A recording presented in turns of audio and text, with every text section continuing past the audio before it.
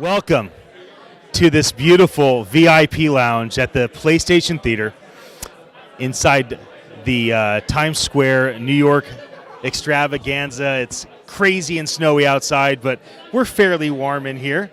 This is NFT.NYC. It is a 12-hour non-stop slammed event, several hundred people registered, 85 speakers, and it's pretty intense on the main stage. So we try to create a more comfortable space to have some, mellow fireside chat type interviews. So, Seth, please introduce yourself and your company for those that don't know who you are, what you do.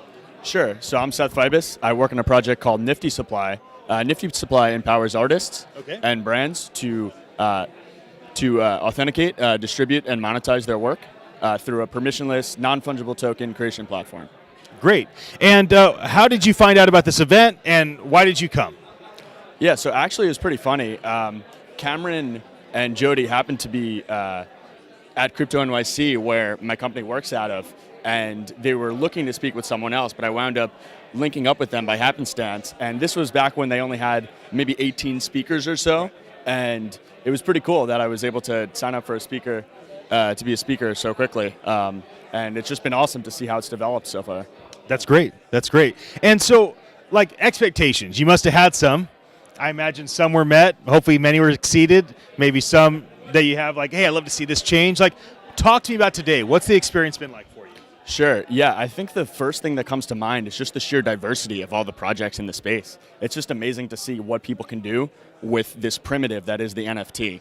And the NFT, it's sort of a new paradigm for blockchain development. It allows you to do all these complicated, sort of relationships centered around objects, and I think it's really powerful. That's great. And your company, December 31st, 2019, what makes you and your co-founder and your team and your company successful by the end of this year? What is the metric, the goal that you're driving after this year? Ultimately, we're an artist-centric platform, and we value solving artist problems overall. So if we can sufficiently reach our goals of helping artists get more predictable revenue streams, I'd say we're doing good. That's great. Now, you mentioned you want to introduce your co-founder, kind of tag team and switch out. And so why don't you tell me who she is and then bring her on up.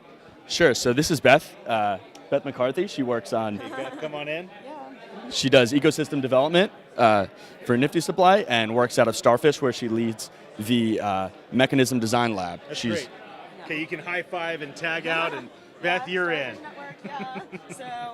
So come on in and join me. So what's up?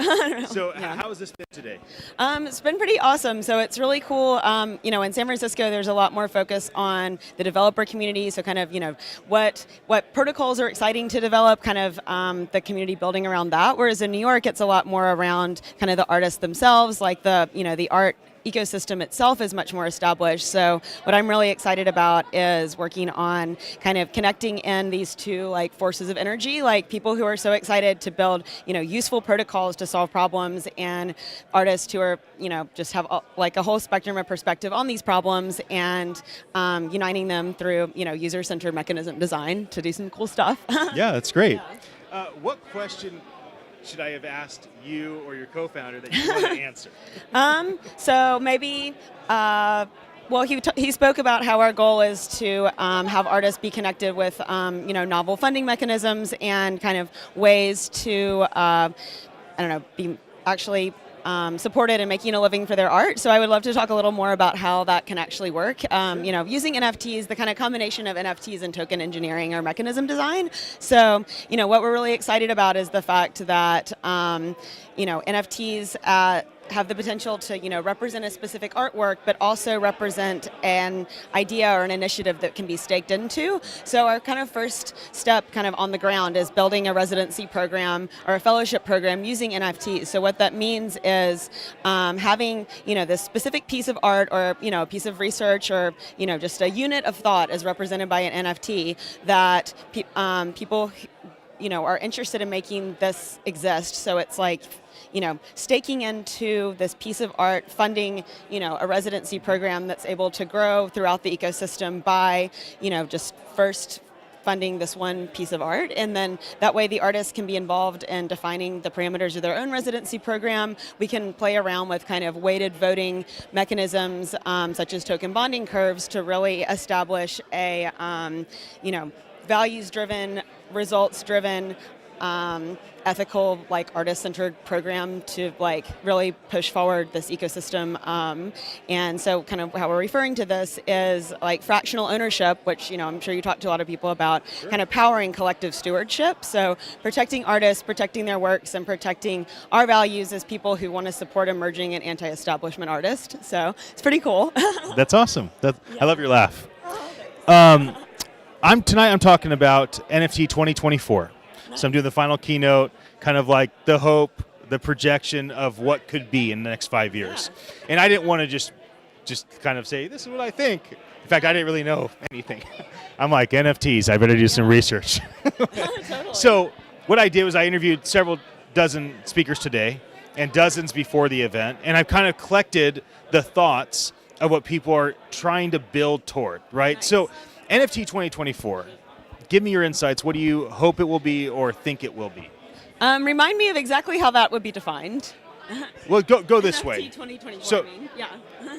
In the next 5 years, what would you like to see the NFT side of the blockchain industry develop into? What type of accomplishments in the tech, in the enterprise adoption, in the consumer adoption, in the scalability, in the number of users would you like to see, and how would maybe you and your company like to build toward that? Totally. Well, I think a major, just the very first thing that comes to mind is the fact that there's still a lot of talk about, the art world and helping artists without separating from the art establishment and Christie's and all this stuff versus what it means to actually support emerging artists who need, access to resources that help them live and have to choose and have this quantum between, expressive production and, representing the values of a community through art, enabling a speculative imminent future through art, and having to make that choice between how to actually survive day to day while doing that. And so I truly feel that NFTs are able to close the loop on that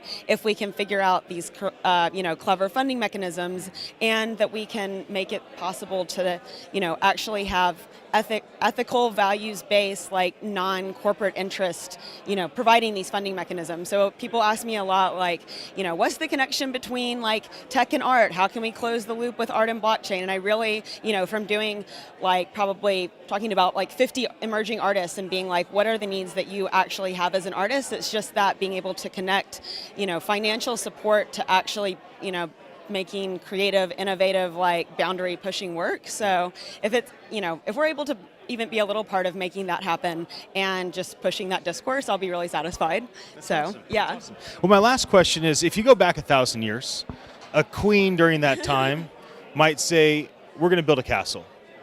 It may not be done for 325 years, and my grandkids and great-great-great-great-grandkids will have to work on it and never enjoy it, but it will be worth it for what it will mean for our descendants, our community, our tribe, our people, our land. Yeah. I think more people of our generation should be building castles with their careers.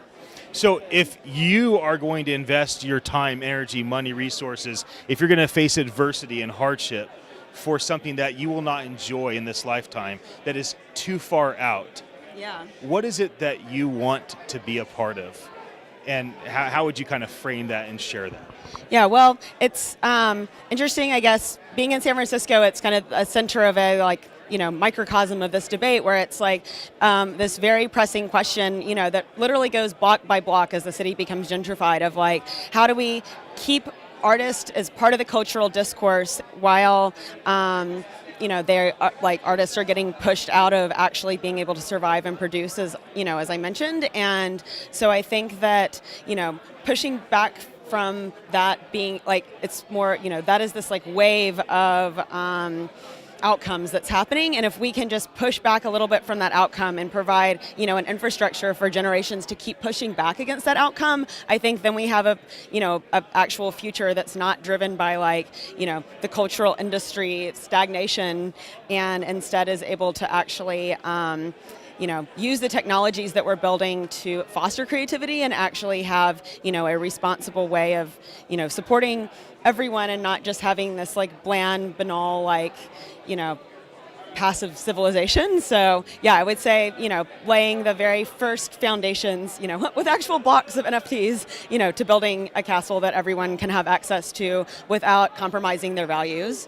So That's awesome. Well, I'm so glad that both of you came to do a little interview, and that was fun. I hope that you enjoyed it. And Facebook and YouTube, we'll be right back after this short video. Twitter, we'll see you soon.